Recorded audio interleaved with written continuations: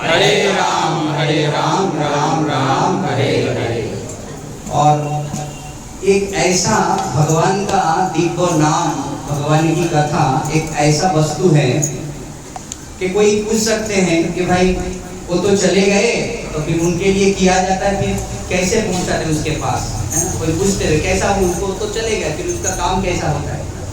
नहीं, शास्त्रों के नियम के अनुसार उनके लिए वास्तविक एक तो क्या है, जब इस शरीर छोड़ते हैं, शरीर छोड़ने के बाद 1 साल तक उसका यात्रा चालू रहते हैं। 1 साल तक इसके लिए पहला हर महीने में श्राद्ध होता था, हर अमावस्या में श्राद्ध होता था, करते थे। तो ये श्राद्ध अभी वास्तविक करे हर महीने में, ताकि वो जो पथ पे चलते हुए उनको सहायता मिले। यहाँ पर से करते जाएंगे तो उसको सहायता मिलेगा। और कोई पुण्यवान व्यक्ति तो बात अलग है। और ये सब अगर जीते जी अगर हम लोग करते हैं तो कोई बात ही नहीं, लेकिन शरीर रहते रहते अगर नहीं भी करते हैं उनके लिए, इसीलिए तो पुत्रों को ज़्यादा जरूरत क्यों होता है? पुत्रों को इसीलिए चाहते हैं कि पुत्र पिंडदान हमारा करे, इसीलिए हमको पुत्रों का जरूरत है। तो अभी पुत्रों को जरूरत है, लेकिन जिसका पुत्र नहीं है फिर क्या होगा? उसका क्या होगा? बोलिए, उसका क्या होगा? उसका उद्धार नहीं होगा। पुत्र आजकल के तारीख में पुत्र होते हुए भी वो उद्धार करेगा कि नहीं का गारंटी नहीं है। पिंडदान करेगा क्या गारंटी नहीं है। श्राद्ध करेगा क्या गारंटी नहीं है। ब्राह्मण के सामने आके अपने समय में बैठेगा उसका भी गारंटी नहीं है। समझ रहे? इतने वर्षों में मत रहिए कि पुत्र हमको उद्धार करेगा।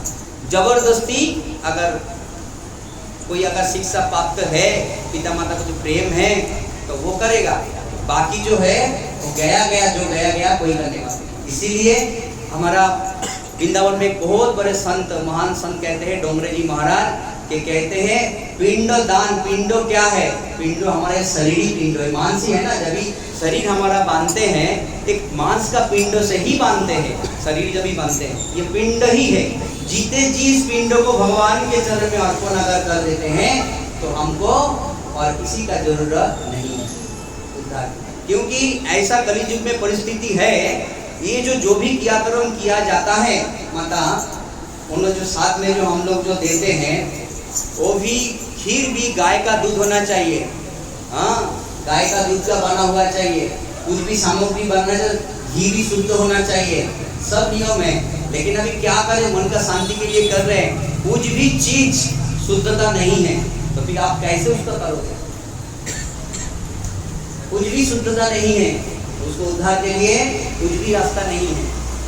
एक रास्ता है, वो है भगवान का नाम और भगवान की कथा, जो इसको करके उसको उद्धार कर सकते हैं। जिस प्रकार अभी आप देखिए, कोई अगर यहाँ से बाहर के देश गए, समझिए अमेरिका में कोई गए हैं, अभी वो अमेरिका में गए हैं, समझो वहाँ पर गए, पैसा खत्म हो गया, अभी समझो 10,000 लेके गया, खत्म हो गया, समझिए अभी वो करेगा क्या? उसका अभी पैसा नहीं तो कुछ भी नहीं होगा, फिर आगे कैसा बढ़ेगा, आगे कैसा होगा? अगर कोई व्यक्ति वहाँ से अगर वो पता चले कि हमारे पास के उसके पास पैसा नहीं है, कोई व्यक्ति यहाँ इंडिया में अगर कोई बैंक में पैसा डालते उसके अकाउंट में, तो वहाँ का जो करेंसी है उस करेंसी को लेके वो आगे यात्रा कर सकते हैं। ये सेम ऐसा ही वस्तु हम उनके लिए करेंगे और वो और भगवान के नाम में, भगवान की कथा में इतना शक्ति है। अच्छा, और एक प्रभु, कभी कभी ऐसा होता है कि उद्धार के लिए समझे, अभी कर्मकांड की हिसाब से आप जाएंगे तो वहाँ पर लिखा है जो भी कुछ होता है उनके लिए जो कुछ किया जाता है उनका पाप को कहते हैं गोहन करना पड़ता है, कर्मकांडी में कहते हैं इसको लिए।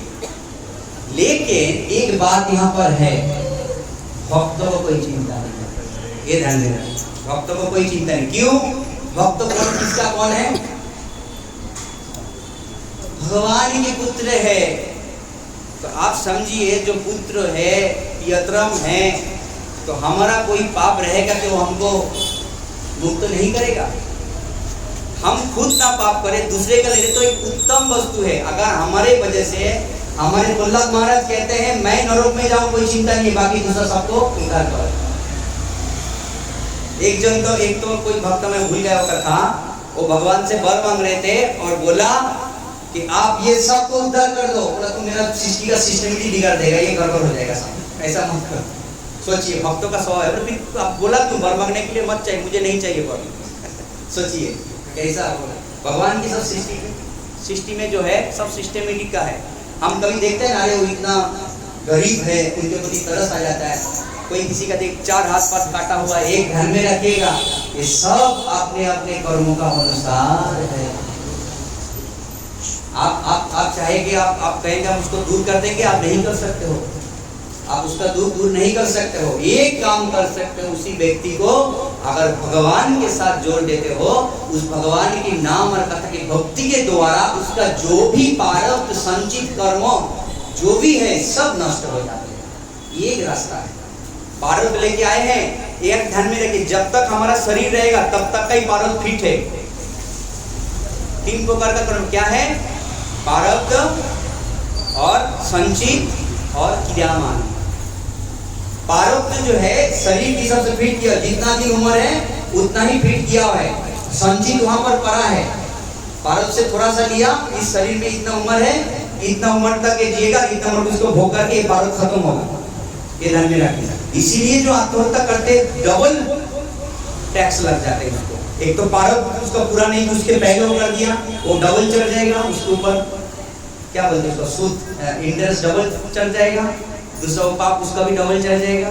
सब फिट है। तो प्रारब्ध इस शरीर का जितना दिन इस शरीर का हमारा है, प्रारब्ध को भोगना पड़ेगा।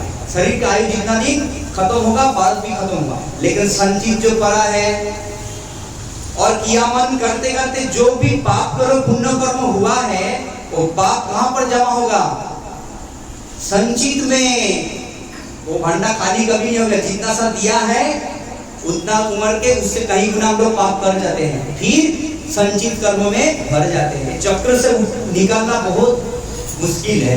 लेकिन कोई अगर भगवान के चरण में आ जाते हैं, उसका सब प्रारब्ध कियामान और संचित नष्ट हो जाता है। कियामान कैसे नष्ट होता है? बोलिए। जैसा ही भगवान के भक्त बन जाएगा, वो पाप करेगा, वो हर एक चीज को फॉलो करके क्रियामान कर्मों में पाप नहीं होगा, संचित में जमा नहीं होगा। प्रारब्ध जो है अगर विशाल कुछ भगवान उसका है, तो भगवान उसको किंचित मात्र से छोटा करके दे देते हैं, और जो संचित है वो भगवान पूरा लाभ कर देते हैं। अगर क्या चाहिए आपको, ऐसा सुविधा कोई कर सकते हैं? किसी में हो सकता है, किसी में ताकत है, कोई यज्ञ के द्वारा, कोई कर्म करने के द्वारा नहीं कर सकते। तो ये बहुत डिफिकल्टी, एक भगवान की भक्ति के द्वारा, भगवान के नाम और कथा के द्वारा ये हासिल हो सकता है। ये ध्यान में रखिए। तो हम लोग भाग्यवान है कि नहीं है? मैं इसीलिए बार बार बोलता हूँ कि हम लोग कितना भाग्यवान है, जो भी भगवान के शरण में, जो भाग्यवान हो तो छोड़िए, भक्त तो दूर की बात है, जो यहाँ पर सत्संग में बैठे हैं वो भी भाग्यवान है। बोलिए, पूछिए क्यों? क्यों पूछिए? आज भक्त नहीं हुआ, काल उसका नंबर आएगा। इस जन्म में नहीं, अगले जन्म में। हम लोगों ने यहाँ पर जो भी बैठे हैं, सत्संग ऐसा किया था, ऐसा भक्ति किया था, गुरु ग्रहण किया था, तभी जाके इस जन्म में, नहीं तो हैंगा। इतना सारा लोग है, उसको तो नहीं आते हैं। हम तो सभी को बोले भाई भगवान के नाम सब पूछे, भगवान सब जानते हैं, फिर भी क्यों नहीं आ पा रहे हैं? क्या करें? इसीलिए हम लोग बहुत वास्तव में भाग्यवान है। और इस भाग्य से वंचित मत होइए। 84 लोग को जो ही घमंड करने के बाद इस शरीर मिला है, इसको ऐसा बहाइए मत, ऐसा ये मत सोचिए। थोड़ा सा स्टिक हो जाइए। हम क्या करते हैं, इतना कुछ सुनते हैं, सब कुछ करते हैं, लेकिन फिर भी टपटप टपटप टपटप, हैं? सुनते सब कुछ जानते हैं, लेकिन कभी होगा हमारा, कभी होगा? बोलिए, कभी होगा? तो इसीलिए बहुत हम भाग्यवान हैं। और इसी तरह आज देखिए, अभी प्रभु जी के लिए, प्रभु जी तो बहुत भाग्यवान हैं। और माता जी देखिए, माता जी अभी हर समय में हमारे यहाँ पर सत्संग में जुड़ा हुआ है। और एक बात ध्यान में रखिएगा, हमारा कोई इस संसार से जब छूट जाते हैं ना, तो उस दुख का, जिसका जो छूटते वही उस दुख को महसूस कर सकते हैं। और उस शोक से भी माता निकालने का दूसरा कोई रास्ता नहीं है। भगवान के नाम में जो, भगवान की भक्ति में जो रहेगा वो शोक से भी मुक्त हो जाएगा। मेरे माता थे, मेरे एक भाई था जो ऑफ हो गया, उसके लिए इतना दिन तक रोया, इतना दिन तक रोया, सॉरी छोड़ने के टाइम से भी उन्हें रोया, उस भाई के लिए रोया, इसके इतना उसके अंदर ये था, उस शोक को दूर नहीं कर। लेकिन अगर उसी समय में भगवान के चरण में अगर हो जाते उसको, इसीलिए महाप्रभु कहते हैं अखिलो जीवे एशो को सागरे नयने निमिषेश से।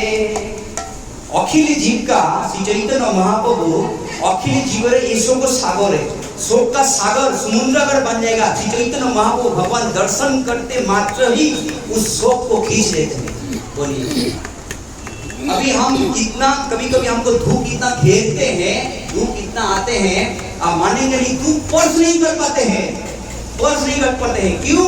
भगवान खड़े हैं। जैसे ही भगवान की सेवा करते, आरती करते, कीर्तन करते, तुरंत वो भाग जाते हैं। उस टेंशन को लेने के लिए यही नहीं, मौका ही नहीं देते भगवान। सोचिए, ये शास्त्रों की बात नहीं है, ये प्रैक्टिकल का बात बोल रहा हूँ, सबका जीवन में हुआ रहेगा। इतना बड़े बड़े टेंशन, इतना बड़े बड़े कुछ सब आ जाते हैं, भगवान उसको एकदम नींद से उसको भगा देते हैं। ये भगवान की कृपा है। तो हम लोग वास्तव में भाग्यवान हैं। इसीलिए सत्संग को कभी नहीं छोड़िएगा। जब भी कुछ, जितना भी कुछ हो जाएंगे, यही एक रास्ता है, और इस सत्संग के द्वारा ही भगवान को प्राप्ति कर सकते हैं, दूसरा कोई रास्ता नहीं है। ये सत्संग से ही आप प्राप्ति कर सकते हो। आप घर में बैठ के जप करके नहीं होगा, घर में बैठ के पूरा भागवतम कर लीजिए, कभी नहीं होगा। कितना भी अकेला कर लीजिए, दिन भर जप कर लीजिए, सब कुछ कर लीजिए, भक्तों का संग नहीं होगा तो आपको निश्चित पतन है, कुछ काम नहीं आएगा।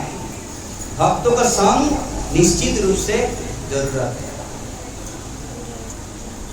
तो भक्तों का संग हमको करना ही पड़ेगा। जैसा ही आप देख लीजिए एक बार, जो जो भक्त संग कर ना, थोड़ा सा देख लीजिए। चलो आज नहीं, एक हफ्ता छोड़ दीजिए, देखिए अगर उसके हृदय में सही तरीके से अगर भक्ति किया है, प्रेम किया है, वो वास्तव में रह ही नहीं सकते, रह ही नहीं सकते सत्संग के बिना। उसको लगन लग जाएगा, सत्संग के बिना, भक्त के संग के बिना, भगवान की सेवा के बिना रह नहीं सकते। ठीक है, ओके। अब ज्यादा नहीं, टाइम हो जाएगा, लास्ट में हम लोग सब उठ के आज ज्यादा से कीर्तन करेंगे। ठीक है, और थोड़ा संभाल के, ठीक है, संभाल के रहना है। उस दिन आपने प्रश्न किया था, मैं टाइम हो गया, ज्यादा उत्तर नहीं दिया।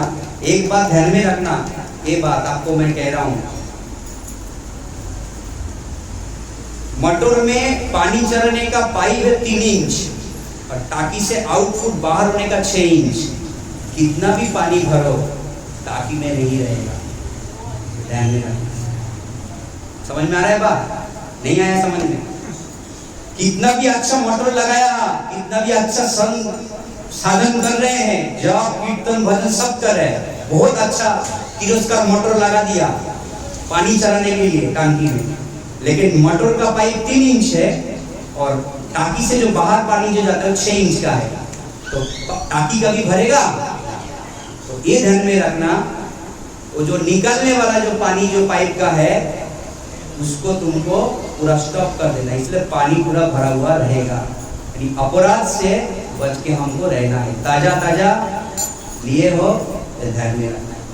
उस दिन मैंने आपको ये सब मत देखो, उसने ये, इसने ये सब मत देखो, आप आपका काम करते हो। ये सबसे मैं उस दिन लेट हो गया, मुझे बताया नहीं, ये ध्यान में आगे आ गया समझ में? आपके लिए नहीं है, सभी के लिए बात है।